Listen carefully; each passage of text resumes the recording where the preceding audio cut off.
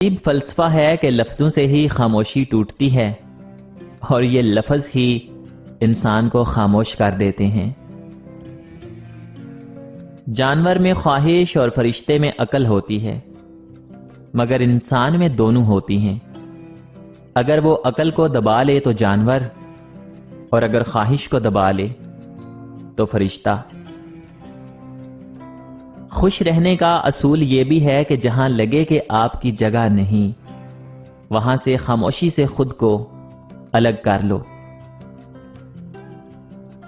انسان بڑھتے جا رہے ہیں اور انسانیت ختم ہوتی جا رہی ہے۔ زیادہ اہمیت اس بات کی ہے کہ تم خود کے بارے میں کیا سوچتے ہو، نہ کہ لوگ تمہارے بارے میں کیا سوچتے ہیں۔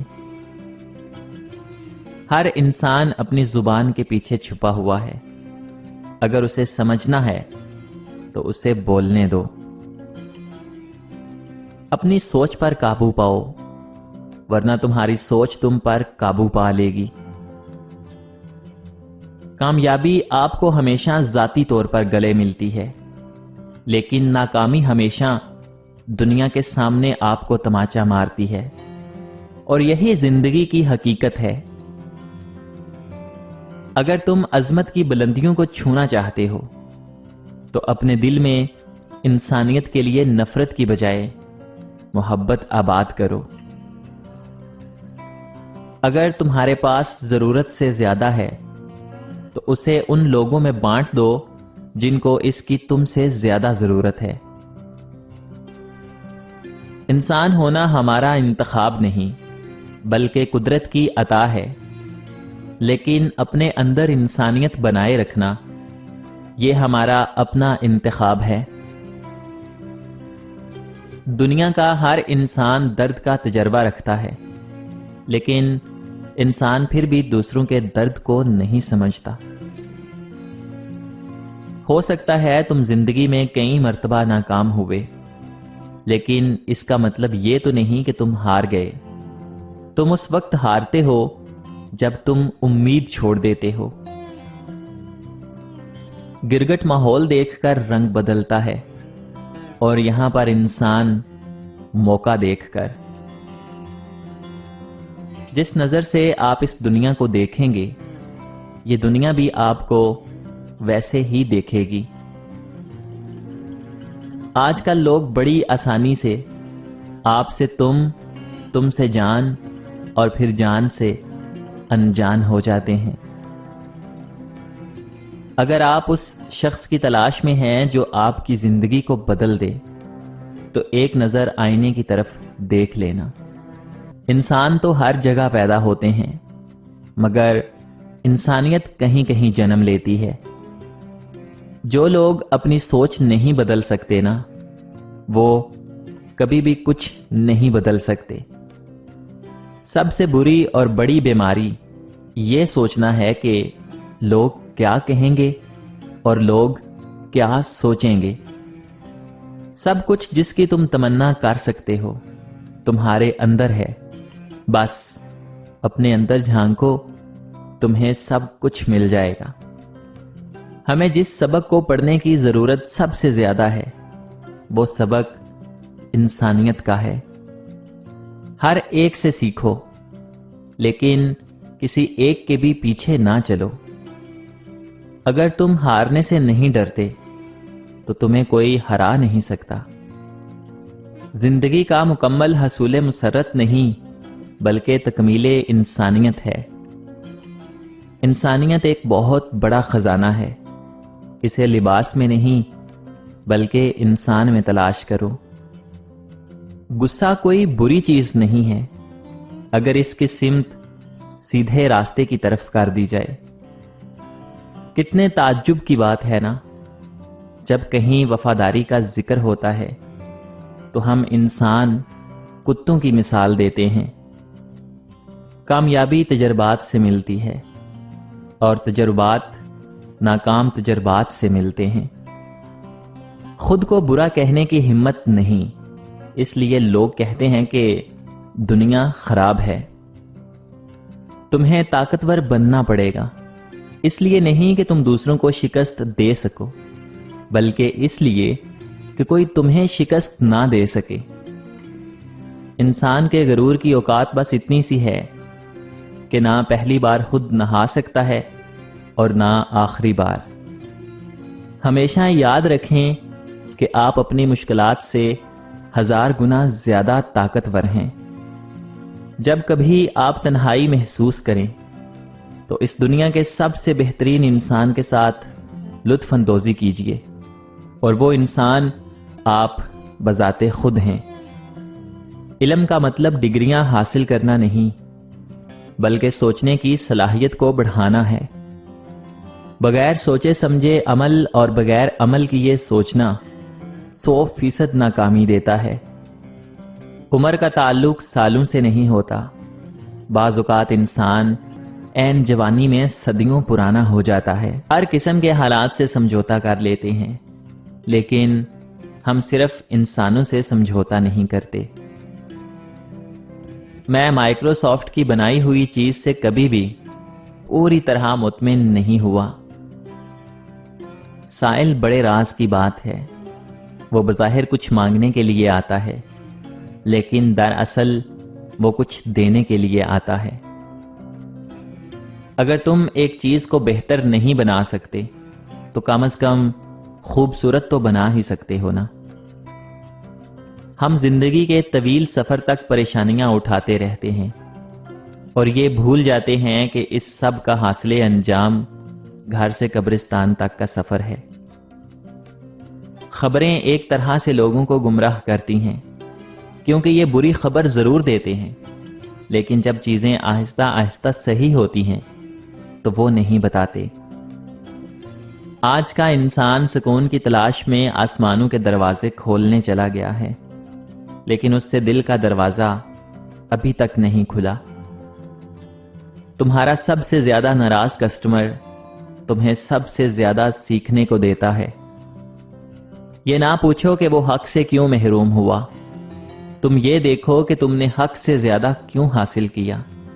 تیرا حاصل ہی اس کی محرومی بن گیا۔ کچھ لوگ تھوڑی قسمت اور ہنر سے بہت زیادہ مال و دولت حاصل کر لیتے ہیں۔ بدی کی تلاش ہو تو اپنے اندر جھانکو، اور نیکی کی تمنا ہو تو دوسروں میں تلاش کرو۔ چونٹی صبح سے شام تک محنت کرتی ہے، اس کی تلاش یہ ہے کہ خاک راہ سے رزق مل جائے۔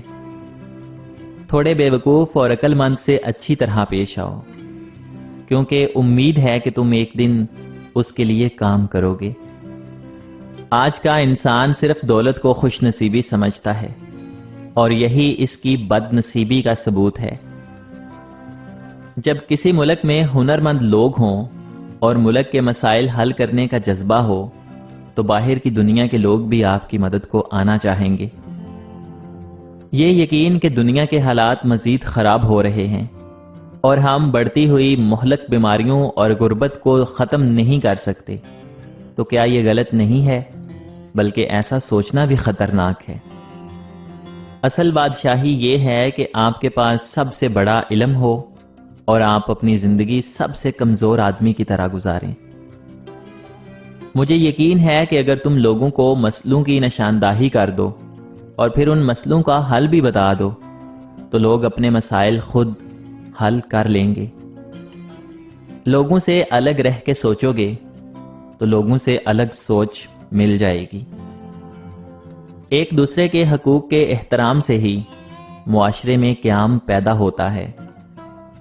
زندگی کبھی آسان نہیں ہوتی، اس کے عادی ہو جاؤ۔